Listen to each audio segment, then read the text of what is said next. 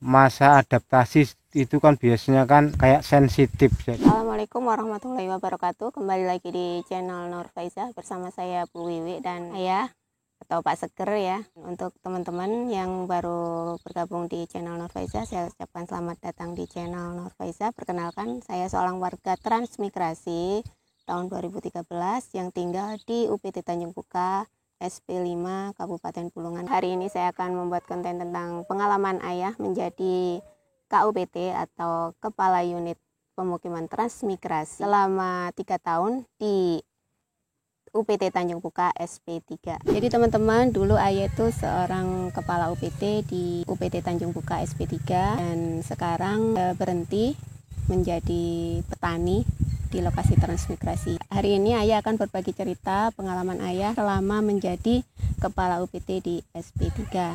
Dan sebelum menjadi kepala UPT, Ayah sempat menjadi apa ya yang namanya? TKPMP. TKPMP apa itu Jadi Ayah? TKPMP itu tenaga kerja pemuda mandiri profesional. Jadi dari kementerian itu memang.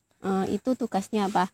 Ya, ngawasi orang-orang transmigran di lokasi. Kalau ada keluhan-keluhan bisa nanti ke TKPMP itu. TKPMP itu tenaga kerja pemuda mandiri profesional. Jadi apa yang menjadi warga ada unek-unek itu disampaikan, nanti akhirnya dilaporkan. Jadi waktu jadi TKPMP sebelum menjadi kepala UPT, Ayah menjadi TKPMP-nya di SP5 tempat saya tinggal ini ya. Jadi tugasnya TKPMP adalah seperti menjadi jembatan antara para transmigran dengan dinas transmigrasi begitu. Ya, seperti itu ya. Teman-teman ya. Itu selama berapa tahun ya? Saya TKPMP itu selama 2 tahun ya. 2 tahun dari tahun? Dari tahun 2014 sampai tahun 2016 ya. Jadi terus 2016 jadi kepala UPT. Ya, jadi setelah itu saya masih menjabat sebagai TKPMP karena di sana itu memang dibutuhkan KUPT. Akhirnya saya dijadikan KUPT Kepala Unit Pemukiman Transmigrasi di SP3 Tanjung Puka selama 3 tahun ya.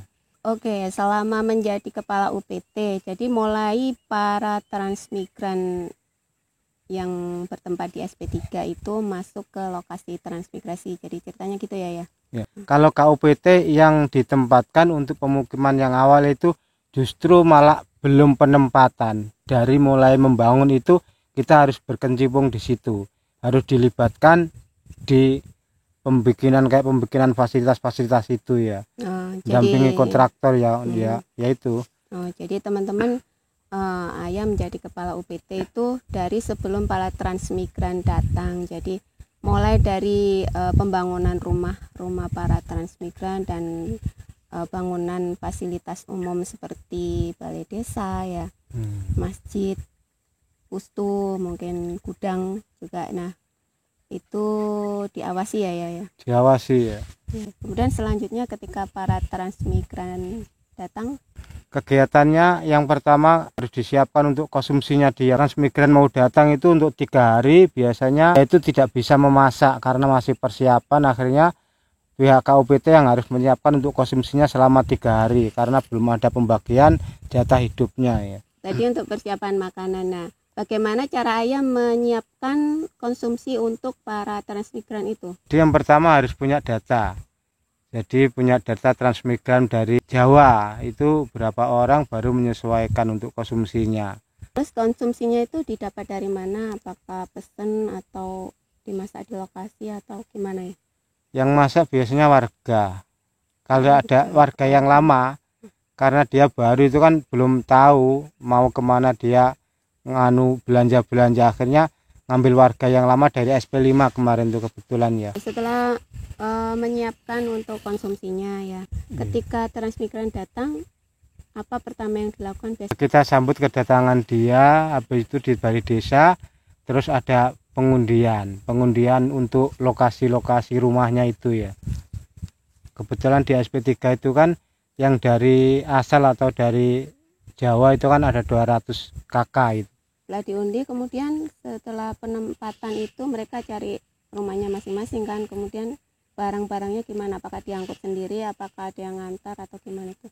Ada difasilitasi perahu ya. Jadi ada perahu dari UPT itu disiapkan, nanti suruh ngantar jalur berapa, pakai ketinting atau perahu ya. Ya. Jadi transportasinya pakai perahu. Masih banyak sungai yang belum nyambung. Sebagian jembatan sudah dibangun, sebagian belum. Jadi pakai ketinting teman-teman, bukan pakai biar atau motor, karena jalan-jalanannya juga belum nyambung biasanya jembatannya. Ya. Nah, setelah transmigran itu masuk ke lokasi di rumah, biasanya apa kegiatan mereka di awal 1 hari pertama itu biasanya? Biasanya sebelum transmigran itu melakukan aktivitas, dikasih arahan dulu. Jadi dikumpulkan di balai desa, dikasih arahan. Jadi memang orang-orang transmigran itu yang pertama yang harus dipahami itu kan memang masa-masa adaptasi yang pertama itu. Jadi tahun pertama itu biasanya ada bahasa adaptasi, tahun keduanya biasanya pemantapan. Kalau sudah pemantapan nanti pengembangan. Itu yang tahun ketiganya dan seterusnya.